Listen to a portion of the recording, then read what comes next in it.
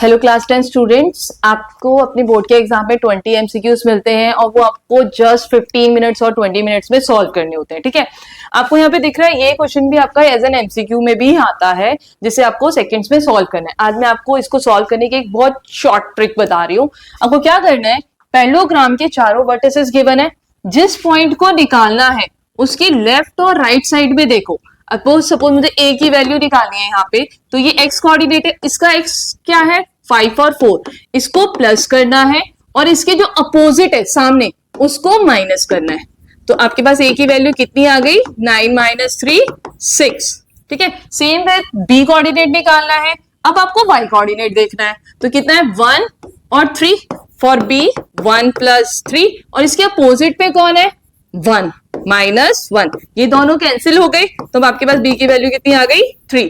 अगर एमसीक्यू में तो आप ऐसे सॉल्व करोगे, बट अगर आपके पास 2 या 3 मार्क्स में क्वेश्चन है तो आपको प्रॉपर फॉर्मूला लिखना है और फिर सॉल्व करना है। जैसे आपको यहाँ पे स्क्रीन पे दिख रहा है, answer is same A 6 and B 3। एक और क्वेश्चन मैं दिखाती हूँ आपको सेम पैरेललोग्राम का। इसमें भी आपको 4 वर्टिसेस दिए हुए हैं पैरेललोग्राम के।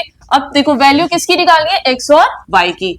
इस x के लेफ्ट और राइट साइड में देखो, x कोऑर्डिनेट ही देखना है, x is equal to 4 plus 3 और इसके अपोजिट में कौन है 1, उसको माइनस कर दो तो ये कितना हो गया 7 माइनस 1, x की वैल्यू कितनी आ गई आपके पास 6।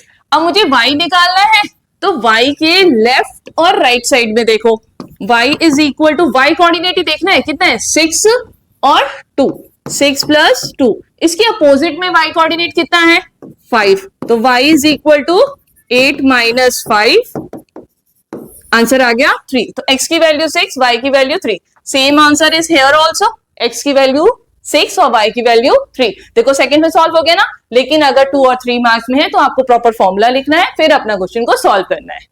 ठीक है, इसको याद रखना, बहुत हेल्पफुल रहेगा आपको एमसीक्यूज में। ChemZone Gurugram, a premier institute for IIT, JE, NEET and boards. हमारा विश्वास हर एक विद्यार्थी है खास।